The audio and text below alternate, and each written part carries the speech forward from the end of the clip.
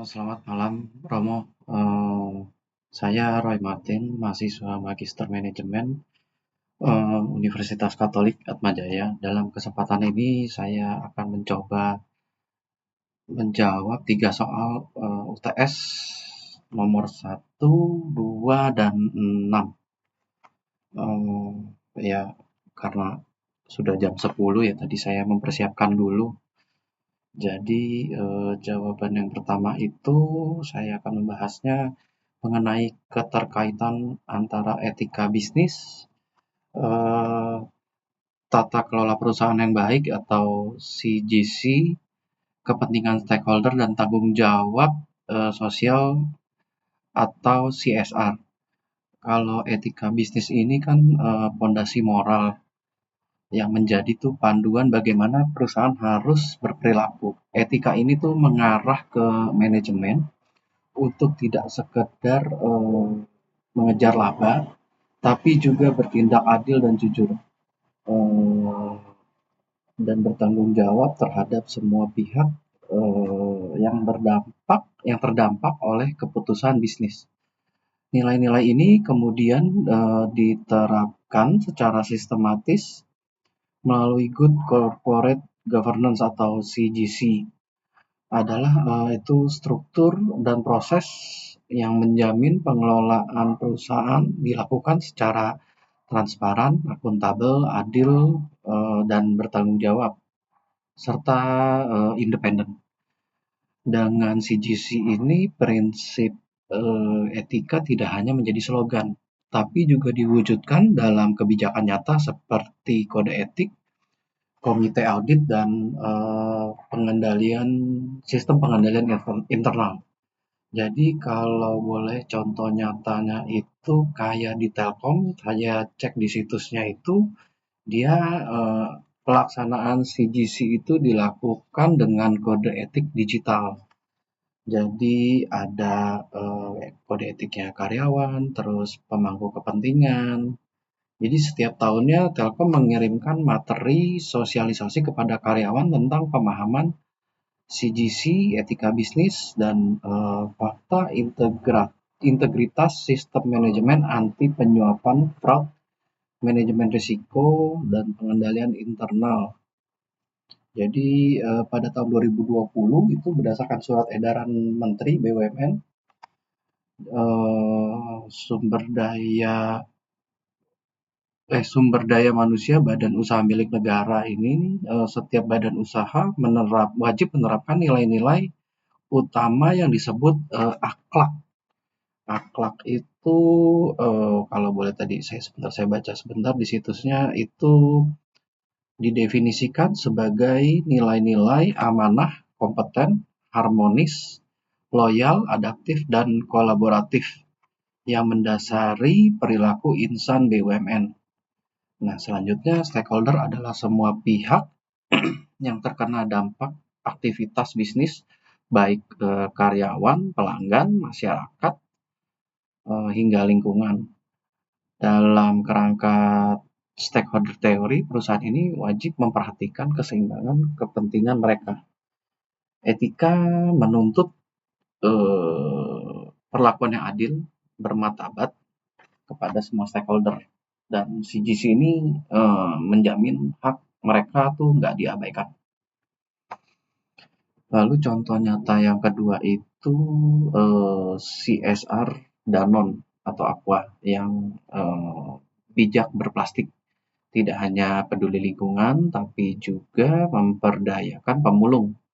Dia menciptakan ekonomi sirkular yang berkontribusi pada SDG.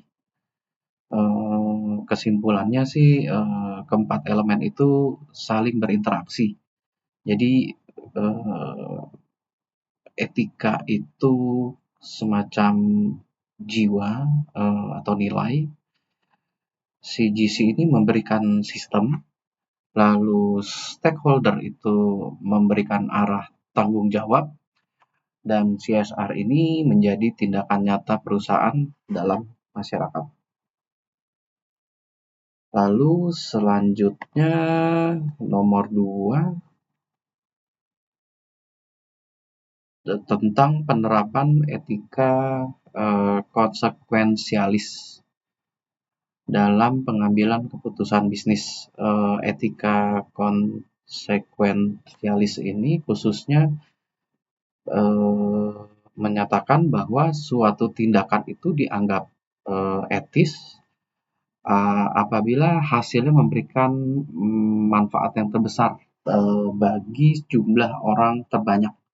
Dalam bisnis pendekatan ini sering digunakan ketika manajemen menghadapi dilema antara keuntungan atau dilema sosial. Toyota sih secara sukarela itu contoh nyatanya, dia menarik lebih dari 9 juta unit mobil di seluruh dunia karena masalah sistem pedal gas yang berpotensi menyebabkan kecelakaan. Kalau saya lihat lebih dalam lagi itu jadi mobil yang ditarik itu meliputi berbagai model seperti Avalon, Camry, Toyota Corolla, RAV4, Lexus, Highlander dan lainnya dengan model tahun 2020 sampai 2022. Dari sudut konsekuensialis ini, tindakan ini sangat etis karena manfaat terbesarnya menyelamatkan jutaan nyawa dan menjaga keselamatan konsumen. Walaupun kerugian jangka pendeknya ya biaya recall sangat besar dan sempat menurunkan penjualan. Namun Toyota tetap memilih jalur etis ini berdasarkan pertimbangan keselamatan publik. Lalu kekuatan pendekatan ini tuh ya kepentingan publik lebih diutamakan, bukan hanya keuntungan, lalu membangun kepercayaan jangka panjang, lalu meningkatkan legitimasi sosial perusahaan. Untuk kelemahannya mungkin konsumen yang tidak berdampak langsung ikut mengalami dampak negatif seperti keterlambatan layanan dan kecemasan.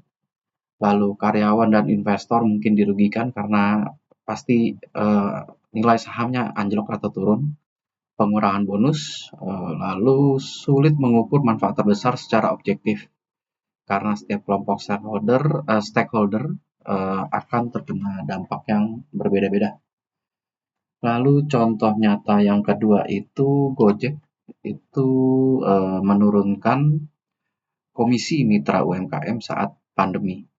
Jadi pada tahun 2020 yang pandemi kemarin, Gojek mengurangi komisi GoFood bagi mitra UMKM untuk membantu mereka bertahan selama pandemi COVID-19.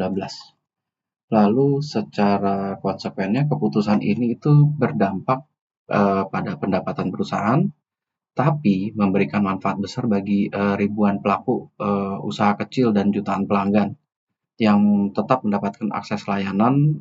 Dalam jangka panjangnya ekosistem GoFood tetap hidup dan reputasi Gojek sebagai platform yang pro rakyat meningkat karena balik lagi pas pandemi banyak yang di PHK.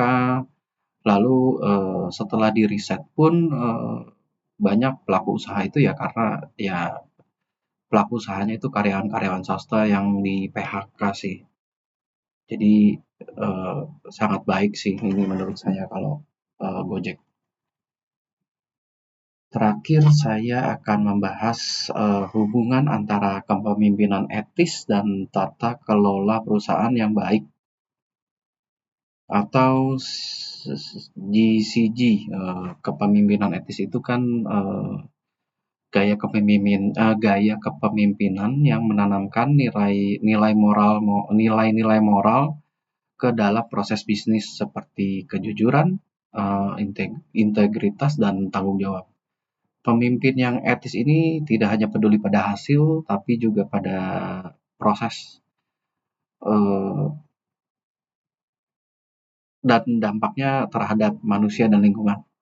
dalam konteks CGC ini, kepemimpinan etis itu jadi penggerak yang utama karena mereka yang memastikan bahwa prinsip-prinsip seperti transparansi dan akuntabilitas serta keadilan itu diterapkan dengan sungguh-sungguh, bukan formalitas. Contoh nyatanya itu Bank BTPN ya, di bawah kepemimpinan Jerry Eng ini mengembangkan Jenius, bukan hanya sebagai strategi digitalisasi, tapi juga meningkatkan inklusi keuangan masyarakat urban muda. Pendekatan ini menunjukkan kepemimpinan etis yang selaras dengan prinsip tanggung jawab sosial dan tata kelola. Jadi Jenius ini memang perintis bank pertama deh, yang untuk apa si Jenius ini kayak banking itu. Lalu contoh internasional itu Starbucks di bawah Howard Schultz itu mempraktikkan ethical sourcing di mana kopi dibeli hanya dari petani bersertifikat fair trade, yang memastikan upah adil dan praktik berkelanjutan. Ini menunjukkan bahwa kepemimpinan etis mampu mengarahkan kebijakan yang mendukung CGC sekaligus meningkatkan reputasi perusahaan. Kesimpulannya, kepemimpinan etis adalah motor penggerak CGC yang efektif. Tanpa kepemimpinan bermoral, CGC hanya menjadi dokumen tanpa dampak nyata. Tapi jika nilai etika dijadikan budaya, maka CGC akan menjadi alat transformasi organisasi yang kuat. Kira-kira sekian dari saya. Terima kasih, Romo.